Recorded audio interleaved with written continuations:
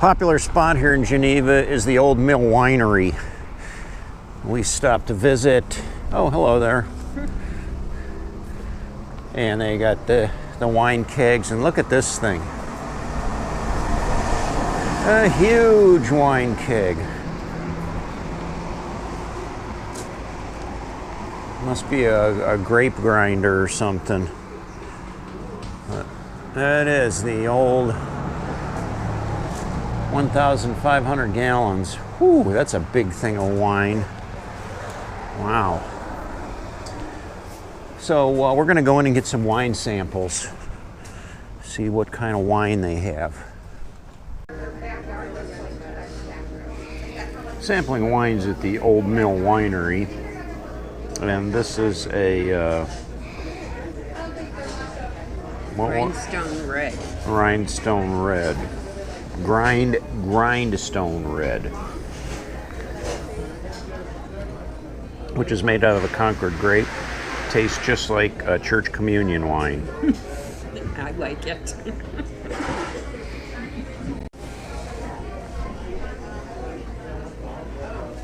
This is a Chambourchin, made out of a Chambourchin grape. Very dry. Very dry. Okay, bottoms up on the whole tray. We did a sampler tray and we tried 1, 2, 3, 4, 5, 6 different types of wine. Killed them all. Oh, look what we got. A Chambourchin dry wine from the Old Mill Winery. Oh, somebody's going to get a good, nice gift. Well, we finally are back in the Hemi after a day of hiking for miles along the shore of Lake Erie, and we went to a couple wineries, but the last two wineries we went to were crowded and hot in there, and loud. Very loud, and we didn't feel like sitting around waiting just for to sample some wine. So we went to the one and we sampled the wines. That was good, the Old Mill. Mm-hmm. And then we went to Hundley Winery, which was very crowded, very hot. We couldn't get any service. We stood there for like 10 minutes and got nothing. And then we went to Harpersfield or something winery, and that one was, people were almost out the door, and we just said, no, this isn't our thing. We're not going to stand around all day to taste some wine. So came home home back to the Hemi, and look what we got here. A pot of, ooh, it's steaming hot chili. My wife's over here sampling the chili. How's the chili? I took 2 bowls and I'm almost done with my first bowl. And I'm trying to bake some cornbread in this oven, which, this stupid oven, it's you know, a typical suburban RV oven, but it won't stay lit.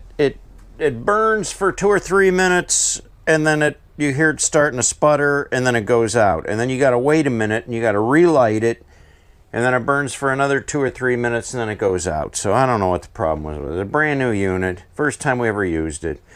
And we're just trying to bake some cornbread, and it's about half done. It's not your home oven, that's for sure. No, what takes 15 minutes at home takes double, it seems, in the trailer. Yeah, well, after looking at some internet reviews, most people say don't even try baking anything in an RV oven. So next time them at home, we would heed their word. Now, the stovetop range works fine. You know, the 3 burners light right up, no problem. But the stove, the oven, ay. Hopefully we'll be able to eat these corn muffins when they come out, and they're not going to be mush. I should have made them at home yesterday morning and just packed them up. Oh, then we could have just nuked them and warmed them up a little bit. Yeah, that's what we should have done. Okay. Well, you live and you learn. Next time we'll know, don't bake it in the oven, bake it at home first, bring it, throw it in the microwave, nuke it, call it good. All right, there it is.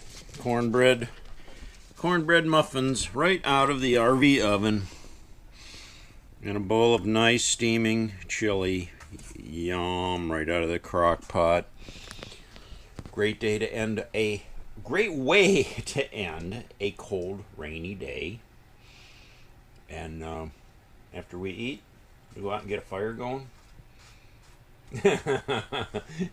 My wife wants to put her pajamas on and stay warm.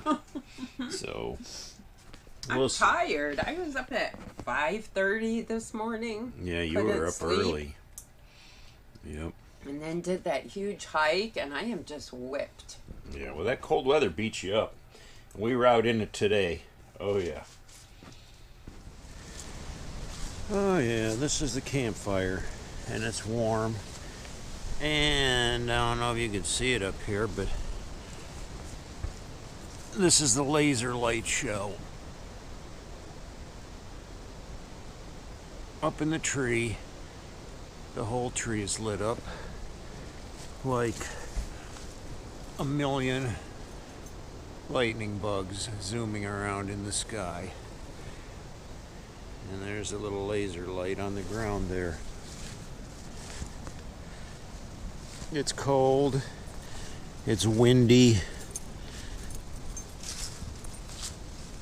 and this is all you got, keeping you warm. So cats, it's Sunday morning. This is our last morning here at camp. Here's the camp.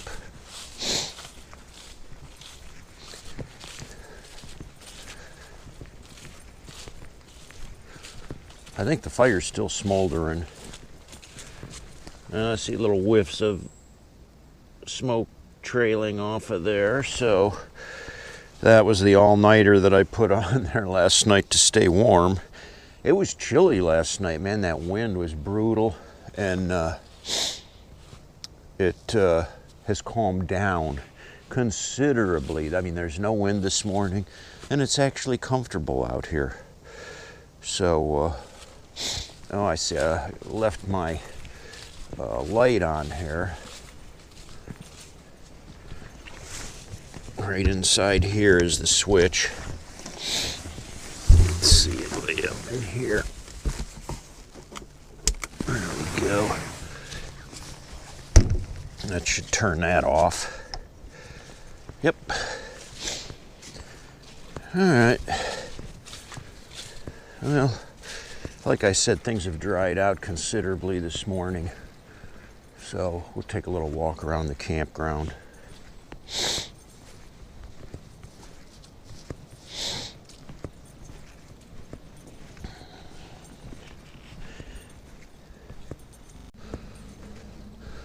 Campers are just waking up, so it's pretty quiet around here. People are making their morning stroll to the bathroom. These folks over here slept in a tent, so they're roughing it.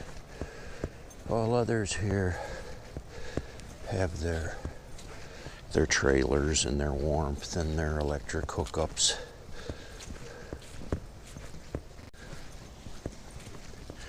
Not a bad campground. It's campsites are spread out nicely, and it seems to be well kept. It seems like an older campground.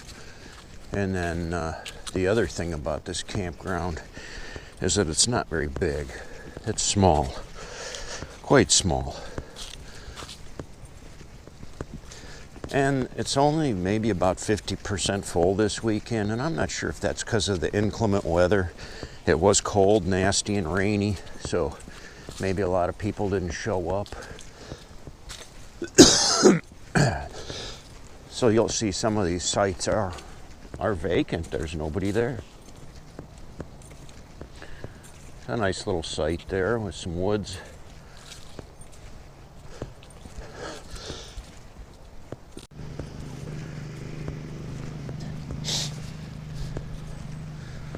Now these down here are the only full service sites. I think there's 3. That's it, 3 full service sites. Maybe 4. I think this first one that's empty, yeah, it's full service. And the next, so yeah, there's 4 full service sites. That's it here. A lot of campgrounds will have, you know, dozens of full service sites, but this one, like I said, pretty small. So it was a short loop.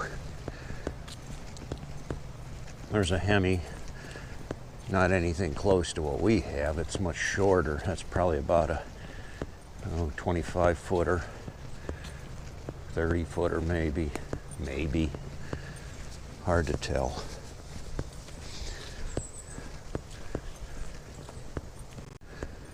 It's fun to look at other people's camps. You know, some people have big RVs like us, and some have these little tiny modules that I don't know how 2 people could even be able to comfortably camp in those. This one isn't very big. That one's probably about a 20 footer. Would be easy to tow though. You got that going for you.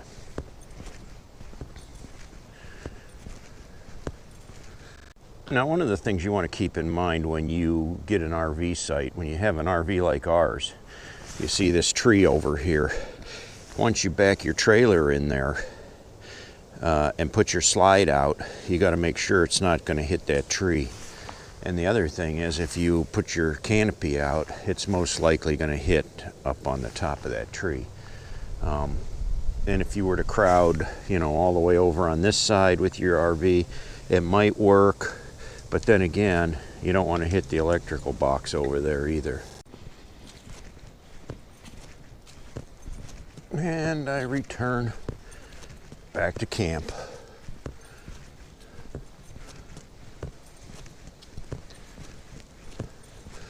Site number 53, right on the corner.